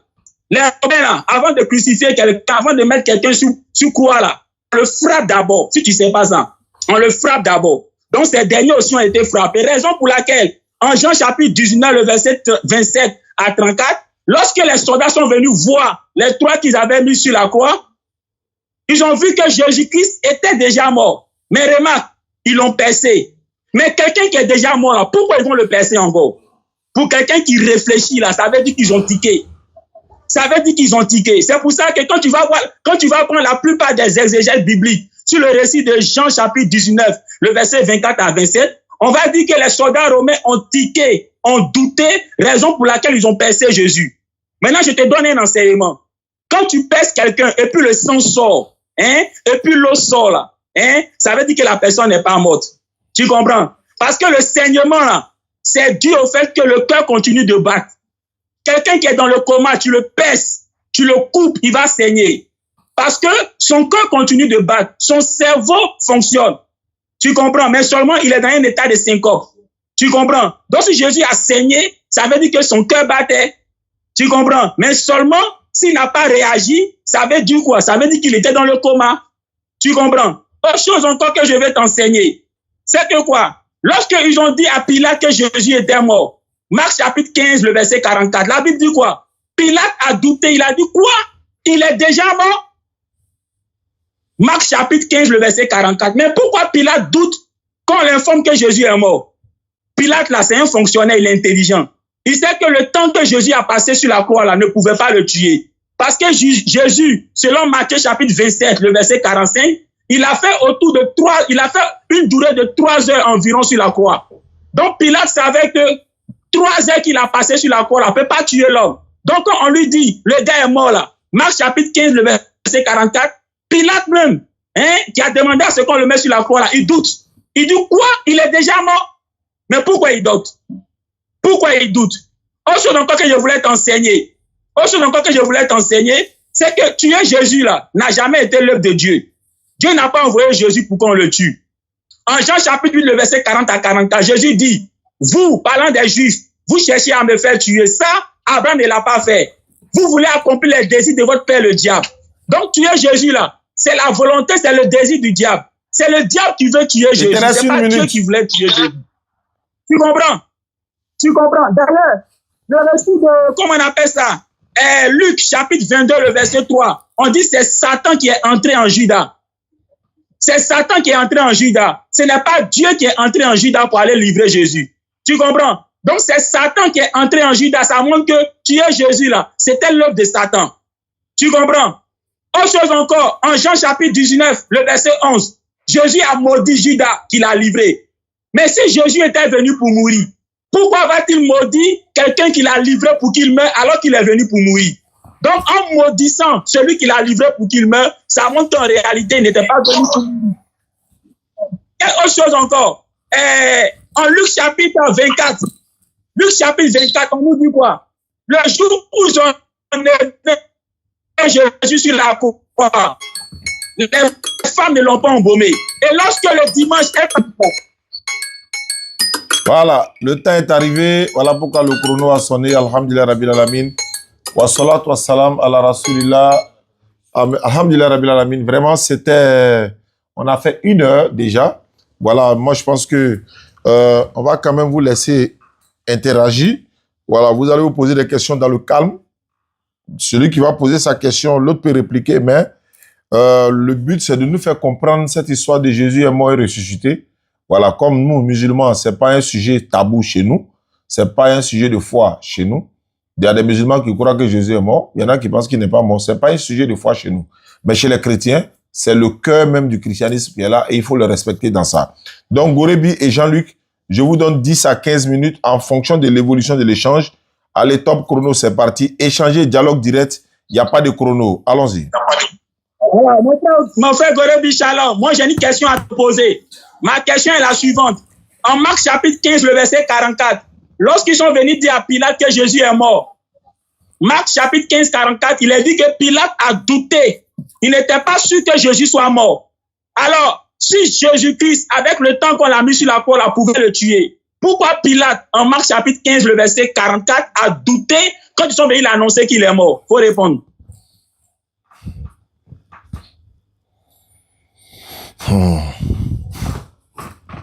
Gorebi, tu es là? Allô, Gorebi? Ouvre ton micro, on ne t'entend pas. Ouvre ton micro. Ah oui, pardon. Voilà, Okay. allons-y. Donc, je disais, la Bible dit la vérité est établie sur la base de témoins, de 2 témoins au moins. Je lis Marc 15, verset 44. À partir du verset 44, je lis d'abord à partir du verset 43.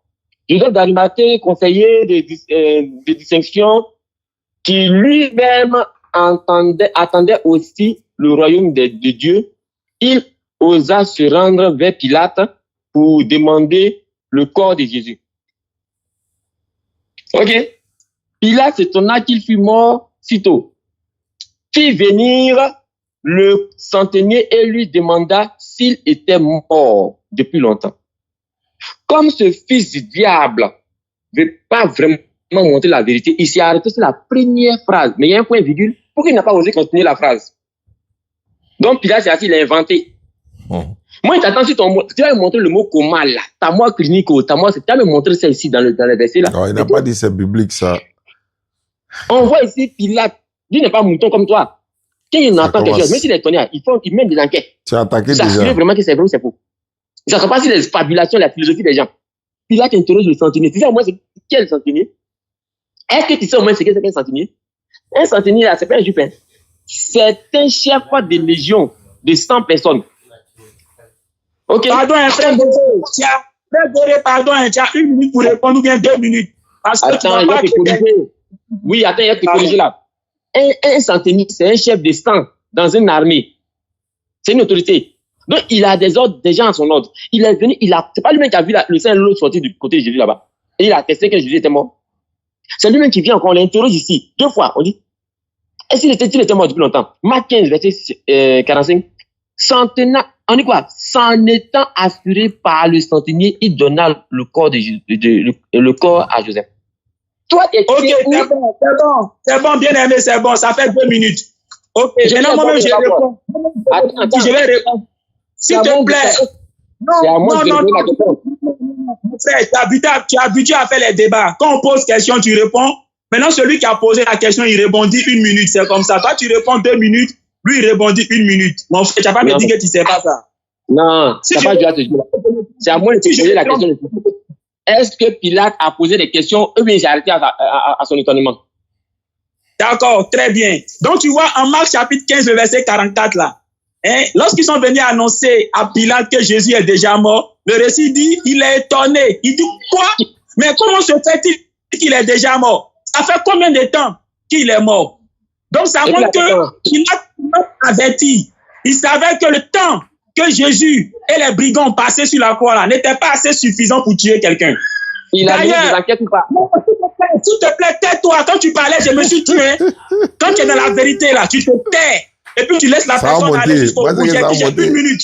J'ai 1 minute. Quand tu parlais là, tu racontais tout ce que tu voulais. C'est pas parce que je suis d'accord, hein. C'est ce qu'on appelle la sérénité. Quand tu es serein là, tu donnes le temps à la personne pour dire tout ce qu'il a envie de dire. Toi aussi, il faut montrer que tu es serein en me laissant épuiser mes 1 minute. Voilà. Donc je reprends avec mes 1 minute. Marc chapitre 15, le verset 44. On vient dire à Pilate que le gars qu'on a mis sur quoi là, il est mort. Marc 15, 44 dit, Pilate doute. Il dit quoi?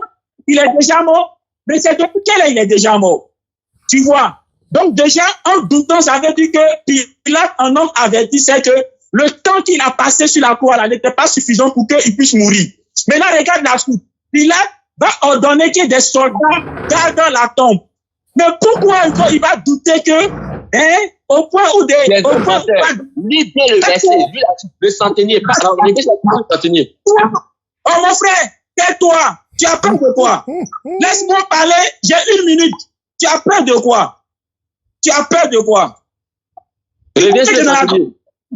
Mais c'est le verset que je lis, bien aimé, j'ai le verset en face de moi. Tu as sauté, viens au verset 45. Mais je t'ai laissé parler. J'ai seulement dit qu'il y a 2 minutes. Et quand tes 2 minutes sont arrivées, je t'ai interrompu. Ce qui est normal. Moi, mais j'ai mis pour nous ici. Ça fait 2 minutes. De quoi?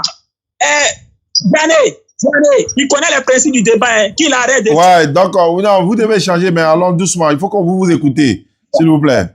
Il n'a qu'à dire le verset 45. Il n'a pas dit le centenier. Il a fait quoi? Vous savez savoir tout ça. Il est en train de poser ses questions. Oui. Les questions-réponses, non? Je pose une question. Tu as répondu 2 minutes. Moi, j'ai répondu 1 minute. On dit 1 minute sur 2 minutes. Tu as vu ça m'a dit encore ici. Réponds. Oui, le centenier, il a fait quoi? Ça, tu as donné ton verset, non? Tu dis quoi? Puis là, ça a fait quoi? Il s'est renseigné. Il s'est assis là pour lui. Il s'est renseigné ou bien il s'est assis là comme ça? Je réponds à la question et j'ai 1 minute pour répondre. Maintenant, tais-toi et laisse-moi répondre. 1 minute. On est d'accord? Vas-y. Voilà. Donc, Marc chapitre 15, le verset 44. On vient l'informer que Jésus est déjà mort. Alors, qu'est-ce qu'il fait? Il se tombe que Jésus soit déjà mort et il demande, c'est depuis combien de temps il est mort? Bien aimé. En littérature, là, quand on pose une question à quelqu'un, quand on donne, une information à quelqu'un et que la personne réagit de la sorte, ça veut dire qu'elle doute. Elle doute. Pourquoi? Parce qu'en disant quoi, il est déjà mort, depuis combien de temps? Ça veut dire que quelque part, Pilate, un homme avertissait que le s'il te plaît, quand je partais, toi, tu te trompes pourquoi? Tu poses une question, tu me donnes 1 minute, et puis tu commences à faire des inepties. C'est quoi ça? Non, moi, j'aime pas ça. Hein. C'est un nouveau chrétien. Il faut qu'on ait un débat civilisé. Voilà. Il faut qu'on ait un débat civilisé. C'est quoi ça? J'ai dit encore. Vas-y. Viens, accorde-moi les 1 minute. S'il te plaît, repose ta question. Et tu m'accordes les 1 minute pour répondre. J'ai pas bougé, hein. Termine. Ça veut dire 2 fois que tu prends ton temps, puis tu le mets à 0. Termine. Et puis tu te poses question. Je t'ai dit, au verset 45 là, t'as fait quoi? Oui, fais la ruse, mais je réponds. J'ai 1 minute. Donc, mes 1 minute, je commence mes 1 minute. Marc chapitre 15, verset 44. On vient informer Pilate que Jésus est mort. Et Pilate dit, mais quoi? Il est déjà mort? Mais ça fait combien de temps? Donc, en réagissant de la sorte, ça montre que Pilate, un homme averti, savait que le temps que Jésus a passé sur la croix, il ne pouvait pas tuer quelqu'un. Maintenant, la suite des événements montre que Pilate avait des doutes. Pourquoi? Parce qu'il a ordonné qu'on surveille la tombe. Oui, il a pris des dispositions qu'on surveille la tombe. Maintenant, si quelqu'un est vraiment mort, moi je sais qu'il est vraiment mort. Pourquoi prendre des dispositions pour le surveiller lorsqu'on le met dans la tombe? Donc, en prenant des dispositions pour le surveiller, pour surveiller sa tombe, ça veut dire que je doute qu'il soit mort. Pour quelqu'un qui réfléchit bêtement, il va pas comprendre ça. Mais pour quelqu'un qui a tous ses sens en place, il sait que la personne là, en disant quoi, il est déjà mort, et puis après, il donne des soldats pour aller garder la tombe, ça montre que quelque part, il sait que c'est pas clair cette information qu'on lui a donnée là. Maintenant, toi, faut me poser ma question maintenant, puis je vais répondre. Jusque là, tu n'as pas répondu à la question. Tu as donné Marc 15, verset 4. On s'est dit, bon, verset suivant, 45 là. Pilate a fait quoi? Il n'y a pas de problème.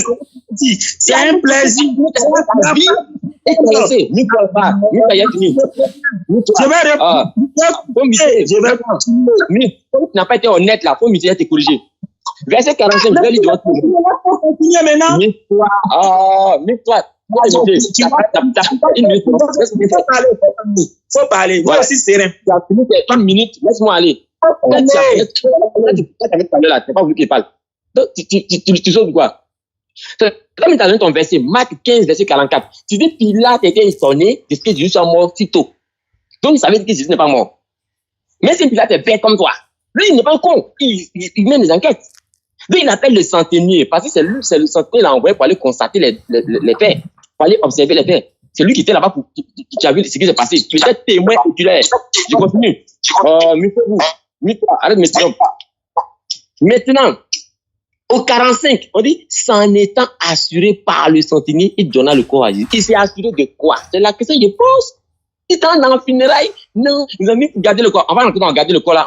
On va voir si c'est ce que tu dis là, c'est ce qui s'est vraiment passé. Tu n'as pas t'échappé, mon ami. Je reviens encore. Marc 16, verset 45. Pour nous expliquer ça. Pilate a fait quoi? 10 minutes, je t'attends. Faut prendre le reste de mes minutes. Prends le reste de mes minutes. Faut développer maintenant, il y a voir. Verset 45 là, explique-nous ça. Si Pilate a dormi, même si c'est renseigné, c'est ce qu'il veut savoir. Oui, bien aimé, laisse-moi parler. Voilà. Merci. Oh, tu dis que tu me donnes le reste de tes minutes. Donc, c'est un plaisir. Je ne vais même pas refuser. Alors, je lis pour que tous ceux qui nous suivent puissent comprendre. Marc chapitre 15, le verset 44. Il a dit quoi? Je commence par le verset 43. Donc, il a dit, Joseph d'Arimathée, il a décidé de prendre le corps de Jésus. Voilà, donc il va aller voir Pilate, voilà, pour lui demander le corps de Jésus. Et le verset 44, on dit Pilate s'étonna qu'il fût mort si tôt. Tu entends, non? On dit Pilate s'étonna qu'il fût mort si tôt. Fit venir le centenier et lui demanda s'il était mort depuis longtemps.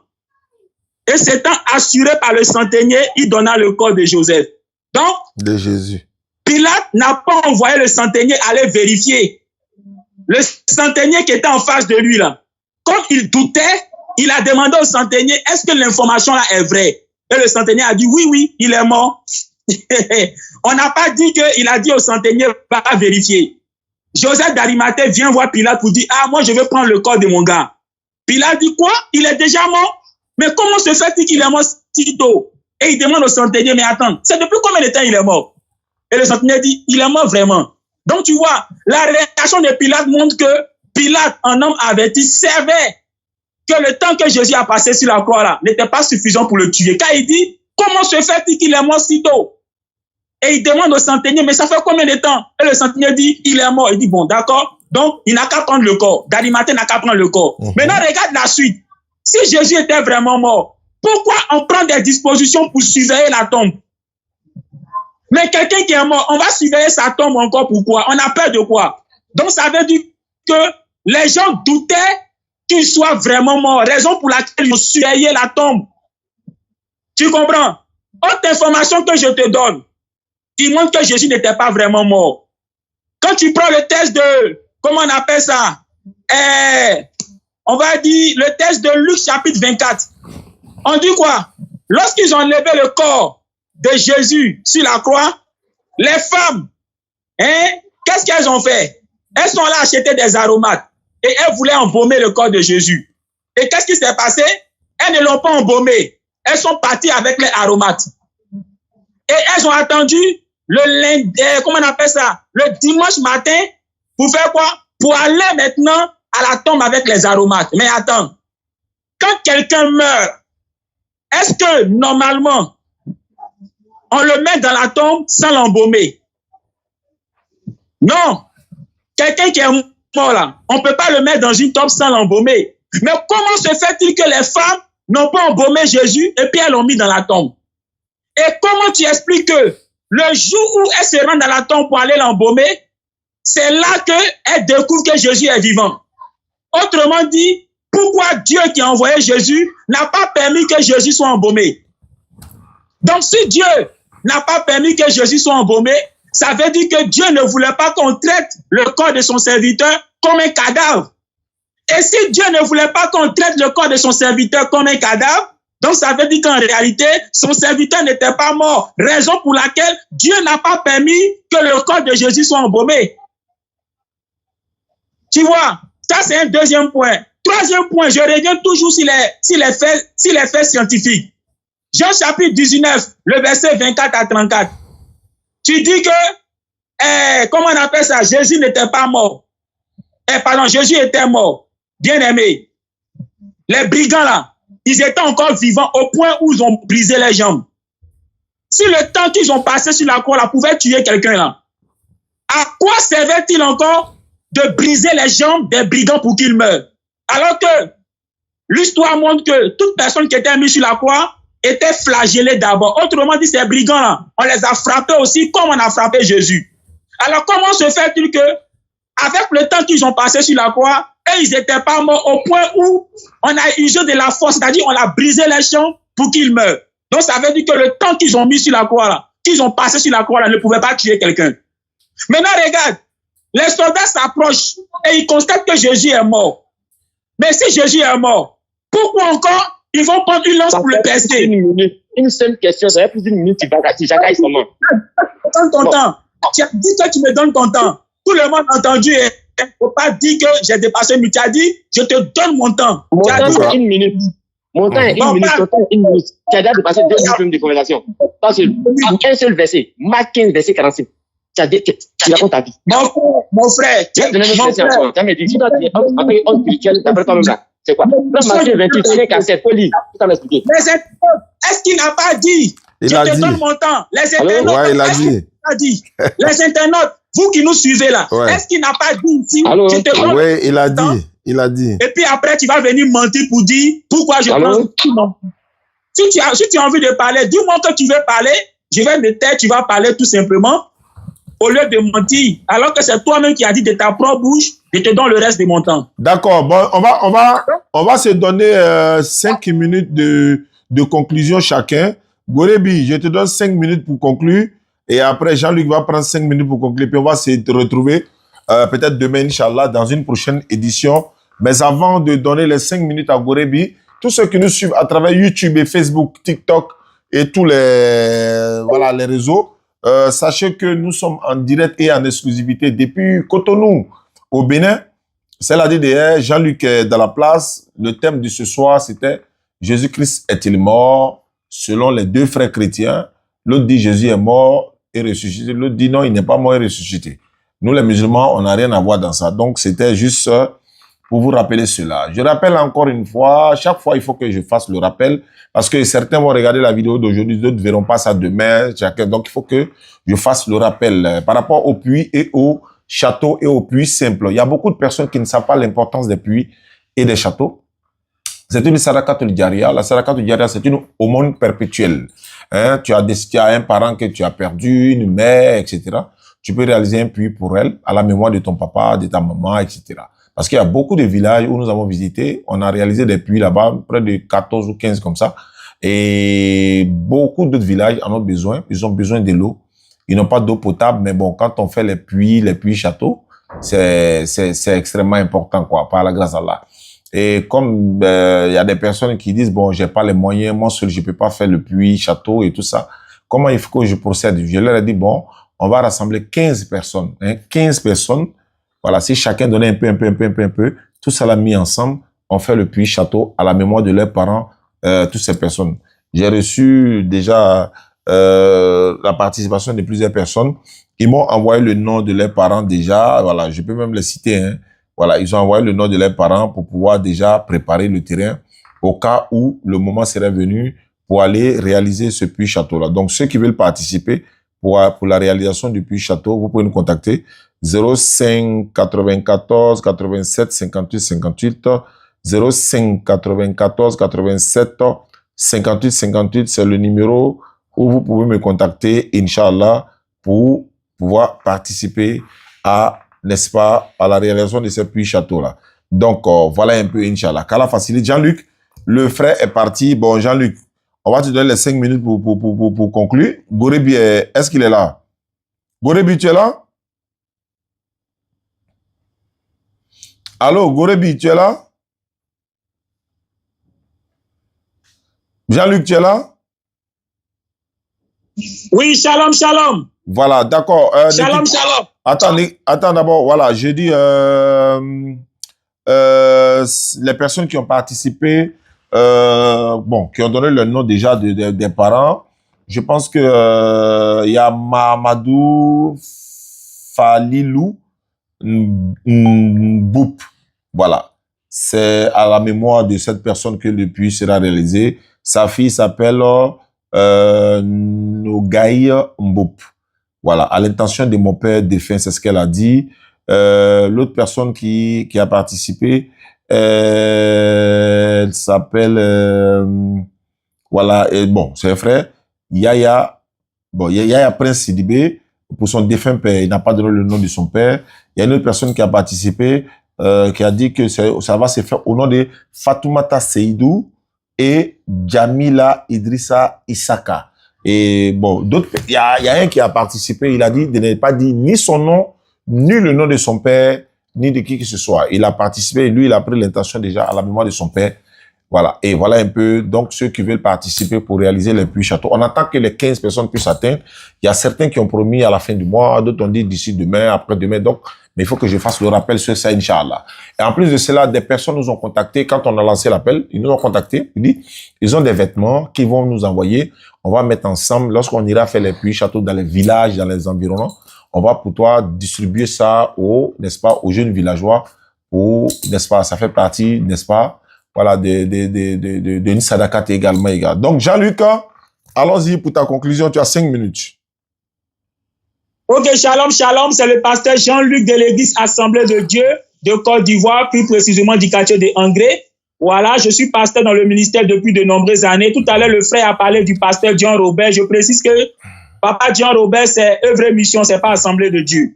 Alors, Jésus-Christ n'est pas mort. Quand je dis qu'il n'est pas mort, je fais allusion à la vraie mort qui est la mort cérébrale. Vous savez, à l'époque de Jésus, à l'époque de nos arrière-grands-parents, là, même ceux qui étaient dans le coma, là, on disait qu'ils étaient morts. Je connais des gens qui étaient dans le coma pendant de nombreux jours et après, ils sont revenus en eux-mêmes. Et qu'est-ce qu'ils disent souvent? J'étais mort et puis après, je suis revenu. Vous voyez, juste pour dire quoi, il était dans le coma et il est revenu. Voilà. Donc, à l'époque, là, quand tu es dans le coma, on disait aussi que tu étais mort. Donc, souvent, quand vous voyez mort dans la Bible, là, c'est pas tous qui étaient véritablement morts. Certains étaient dans le coma. Par exemple, Jonas, la Bible dit que Jonas était dans le séjour des morts. Or, le séjour des morts, quand tu prends Jonas chapitre 2, le verset 2, tu te rends compte que c'est le ventre du poisson où il était là. C'est ça qui est appelé séjour des morts. Et la Bible dit en Jonas chapitre 2, le verset 2, qu'étant là-bas, il a prié. Donc, ça veut dire quoi? Son cerveau était toujours en marche. Son cerveau fonctionnait. Mais seulement, il était dans le coma. Il était en syncope. Les scientifiques parlent de mort clinique. Vous voyez? Donc, Jonas n'était pas mort de façon cérébrale, qui est la vraie mort, mais il était cliniquement mort, il était dans le coma. Or, Jésus a dit que lui aussi serait comme Jonas au sein de la terre.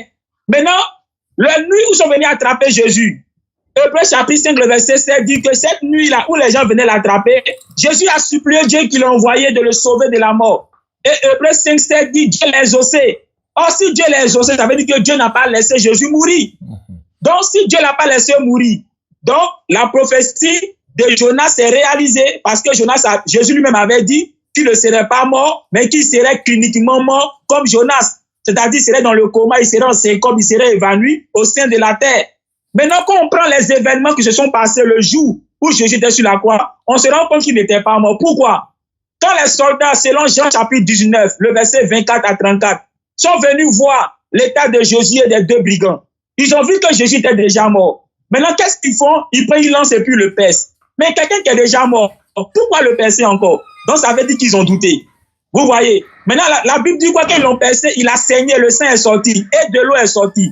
Ici, là, quand on parle de l'eau, là, pour ceux qui ont fait science, là, on ne fait pas allusion à l'eau qu'on boit, là. Il s'agit du sérum. Vous voyez, souvent, quand vous vous blessez, là, il y a un liquide blanc, gluant, voilà, qui sort en plus du sang, là. C'est de ça qu'il s'agit. Donc, il a saigné. Or, quand quelqu'un saigne, là, ça veut dire quoi? Ça veut dire que le sang circule. Or, quand le sang circule, ça veut dire quoi? Ça veut dire que le cœur bat. Donc, il n'était pas mort. Maintenant, Marc chapitre 15, le verset 44. Quand ils sont allés dire à Pilate que Jésus est mort, quand ils sont allés dire à Pilate que Jésus est mort, Pilate dit quoi? Quoi? Comment se fait-il qu'il est mort si tôt? Mais attends, quand Pilate, un homme averti, dit comment se fait-il qu'il est mort si tôt, ça veut dire quoi? Ça veut dire que Pilate, qui a frappé Jésus et qui a mis aussi les deux brigands sur la croix, savait que le temps qu'ils ont passé sur la croix ne pouvait pas tuer quelqu'un. Voilà pourquoi il se tord pour dire, mais quoi?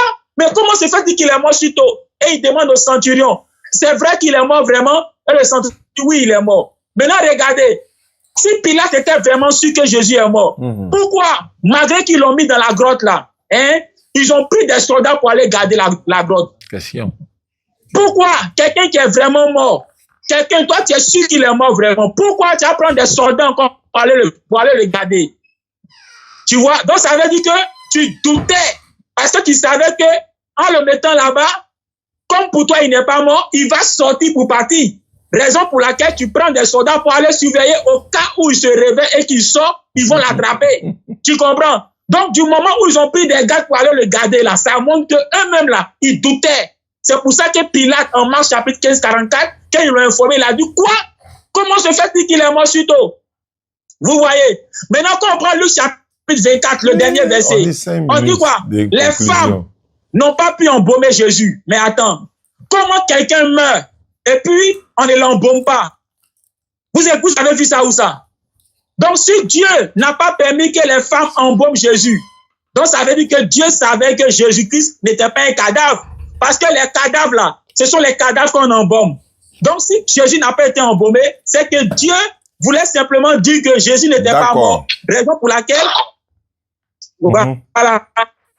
Vraiment, merci beaucoup. Donc, raison pour laquelle Jésus n'a pas été embaumé. Voilà, merci pour tes brillants développements. Merci beaucoup, Jean-Luc. Merci pour ta participation. Il y a des gens qui m'ont envoyé des messages qui veulent vraiment affronter Jean-Luc sur un autre thème, mais je leur ai dit de m'envoyer le thème. Donc, quand ils m'enverront le thème, demain, on va se voir ou après-demain, on verra. Et puis, je te ferai signe, Jean-Luc. Merci à toi. Merci depuis Abidjan. Depuis ta position, nous sommes au Bénin. On retourne la semaine prochaine, Inch'Allah. On rappelle que ce jeudi-là, les jeunes frères seront au Figayo pour faire le rappel. Et le jour du jeudi, Inch'Allah, nous serons là. On rappelle également que le Sénégal est en train de se préparer pour nous inviter. Sans oublier les autres pays. Voilà, nous sommes disponibles pour pouvoir, dans le cadre de la Dawa. Nous sommes au Bénin en ce moment, précisément à Cotonou, et dans le cadre de la Dawa, Inch'Allah. Merci beaucoup, Jean-Luc. Merci à toi depuis ta position. Oui, shalom, shalom. Sois béni, sois béni. D'accord. Ok, alhamdulillah, Rabbil Alamin, wa salatu wa salam ala rasulillah. On va s'arrêter là. N'oubliez pas, vous voulez avoir des informations sur ces projets-là, vous nous contactez 05 94 87 58 58, c'est la DDR.